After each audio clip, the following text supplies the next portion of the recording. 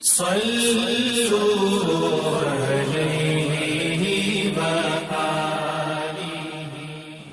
بخاری حدیث نمبر 51۔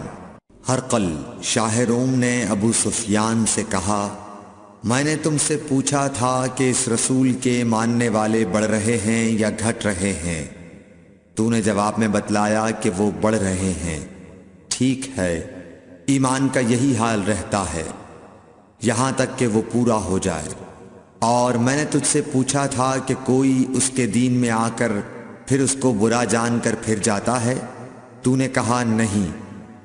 اور ایمان کا یہی حال ہے، جب اس کی خوشی دل میں سما جاتی ہے تو پھر اس کو کوئی برا نہیں سمجھ سکتا۔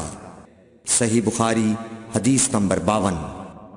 حضور اکرم صلی اللہ علیہ وسلم فرماتے تھے، حلال کھلا ہوا ہے اور حرام بھی کھلا ہوا ہے، اور ان دونوں کے درمیان بعض چیزیں شبے کی ہیں جن کو بہت لوگ نہیں جانتے کہ حلال ہیں یا حرام۔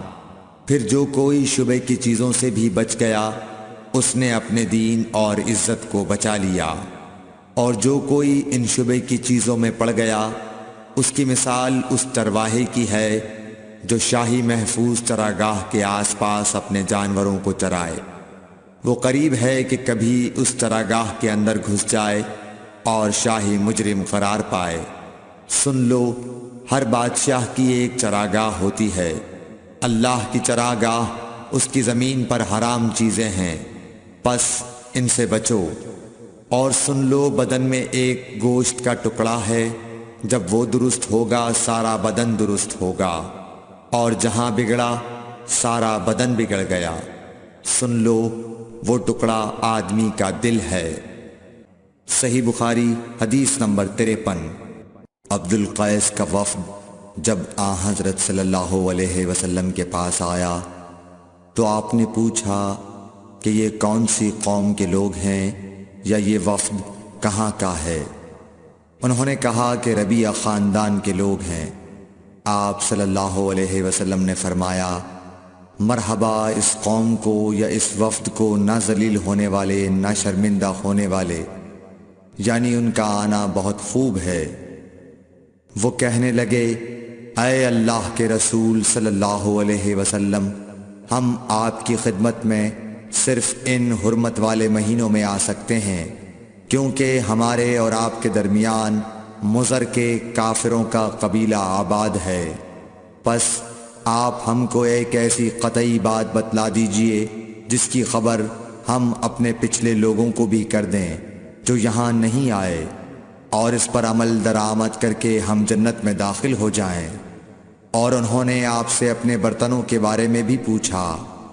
آپ صلی اللہ علیہ وسلم نے ان کو 4 باتوں کا حکم اور 4 قسم کے برتنوں کو استعمال میں لانے سے منع فرمایا۔ ان کو حکم دیا کہ ایک اکیلے خدا پر ایمان لاؤ۔ پھر آپ صلی اللہ علیہ وسلم نے پوچھا کہ جانتے ہو ایک اکیلے اللہ پر ایمان لانے کا مطلب کیا ہے؟ انہوں نے کہا کہ اللہ اور اس کے رسول ہی کو معلوم ہے۔ آپ نے فرمایا کہ اس بات کی گواہی دینا کہ اللہ کے سوا کوئی معبود نہیں، اور یہ حضرت محمد صلی اللہ علیہ وسلم اس کے سچے رسول ہیں، اور نماز قائم کرنا اور زکوٰۃ ادا کرنا اور رمضان کے روزے رکھنا اور مال غنیمت سے جو ملے اس کا 5واں حصہ مسلمانوں کے بیت المال میں داخل کرنا، اور 4 برتنوں کے استعمال سے آپ صلی اللہ علیہ وسلم نے ان کو منع فرمایا، سبز لاکھی مرتبان سے اور کدو کے بنائے ہوئے برتن سے، لکڑی کے کھودے ہوئے برتن سے اور روغنی برتن سے، اور فرمایا کہ ان باتوں کو حفظ کر لو اور ان لوگوں کو بھی بتلا دینا جو تم سے پیچھے ہیں اور یہاں نہیں آئے ہیں۔ صحیح بخاری حدیث نمبر 54۔ حضرت صلی اللہ علیہ وسلم نے فرمایا، عمل نیت ہی سے صحیح ہوتے ہیں یا نیت ہی کے مطابق ان کو بدلہ ملتا ہے، اور ہر آدمی کو وہی ملے گا جو نیت کرے گا۔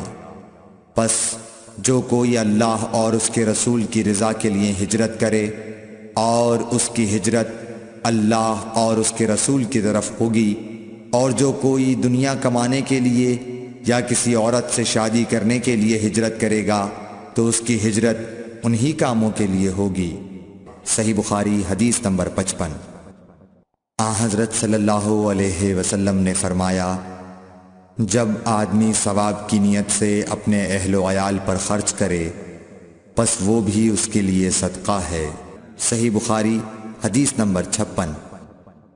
حضرت صلی اللہ علیہ وسلم نے فرمایا، بے شک تو جو کچھ خرچ کرے اور اس سے تیری نیت اللہ کی رضا حاصل کرنی ہو تو تجھ کو اس کا ثواب ملے گا، یہاں تک کہ اس پر بھی جو تو اپنی بیوی کے منہ میں ڈالے۔ صحیح بخاری حدیث نمبر 57۔ جریر بن عبداللہ رضی اللہ تعالی عنہ نے کہا کہ حضرت صلی اللہ علیہ وسلم سے میں نے نماز قائم کرنے اور زکوٰۃ ادا کرنے اور ہر مسلمان کی خیر خواہی کرنے پر بیعت کی۔ صحیح بخاری حدیث نمبر 58۔ جس دن مغیرہ بن شعبہ حاکم کوفہ کا انتقال ہوا تو جریر بن عبداللہ رضی اللہ تعالی عنہ خطبے کے لیے کھڑے ہوئے اور اللہ کی تعریف اور خوبی بیان کی اور کہا، تم کو اکیلے اللہ کا ڈر رکھنا چاہیے، اس کا کوئی شریک نہیں، اور تحمل اور اطمینان سے رہنا چاہیے اس وقت تک کہ کوئی دوسرا حاکم تمہارے اوپر آئے، اور وہ ابھی آنے والا ہے۔ پھر فرمایا کہ اپنے مرنے والے حاکم کے لیے دعائے مغفرت کرو، کیونکہ وہ مغیرہ بھی معافی کو پسند کرتا تھا۔ پھر کہا کہ اس کے بعد تم کو معلوم ہونا چاہیے کہ میں ایک دفعہ حضرت صلی اللہ علیہ وسلم کے پاس آیا اور میں نے عرض کیا کہ میں آپ سے اسلام پر بیعت کرتا ہوں۔ آپ نے مجھ سے ہر مسلمان کی خیر خواہی کے لیے شرط کی، پس میں نے اس شرط پر آپ سے بیعت کر لی۔ پس اس مسجد کے رب کی قسم کہ میں تمہارا خیر خواہ ہوں۔ پھر استغفار کیا اور ممبر سے اتر آئے۔ صحیح بخاری حدیث نمبر 59۔ ایک بار حضرت صلی اللہ علیہ وسلم لوگوں میں بیٹھے ہوئے ان سے باتیں کر رہے تھے، اتنے میں ایک دیہاتی آپ کے پاس آیا اور پوچھنے لگا کہ قیامت کب آئے گی؟ آپ صلی اللہ علیہ وسلم اپنی گفتگو میں مصروف رہے۔ بعض لوگ جو مجلس میں تھے کہنے لگے، آپ صلی اللہ علیہ وسلم نے دیہاتی کی بات سنی لیکن پسند نہیں کی، اور بعض کہنے لگے کہ نہیں بلکہ آپ نے اس کی بات سنی ہی نہیں۔ جب آپ اپنی باتیں پوری کر چکے تو میں سمجھتا ہوں کہ آپ صلی اللہ علیہ وسلم نے یوں فرمایا، وہ قیامت کے بارے میں پوچھنے والا کہاں گیا؟ اس دیہاتی نے کہا، حضور میں موجود ہوں۔ آپ نے فرمایا کہ جب امانت ایمانداری دنیا سے اٹھ جائے تو قیامت قائم ہونے کا انتظار کر۔ اس نے کہا، ایمانداری اٹھنے کا کیا مطلب ہے؟ آپ صلی اللہ علیہ وسلم نے فرمایا کہ جب حکومت کے کاروبار نالائق لوگوں کو سونپ دیے جائیں تو قیامت کا انتظار کر۔ صحیح بخاری حدیث نمبر 60۔ عبداللہ بن عمرو نے کہا کہ ایک سفر میں جو ہم نے کیا تھا حضرت صلی اللہ علیہ وسلم ہم سے پیچھے رہ گئے، اور آپ صلی اللہ علیہ وسلم ہم سے اس وقت ملے جب عصر کی نماز کا وقت آن پہنچا تھا۔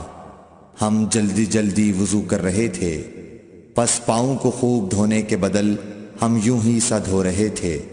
یہ حال دیکھ کر آپ صلی اللہ علیہ وسلم نے بلند آواز سے پکارا، دیکھو ایڑیوں کی خرابی دوزخ سے ہونے والی ہے۔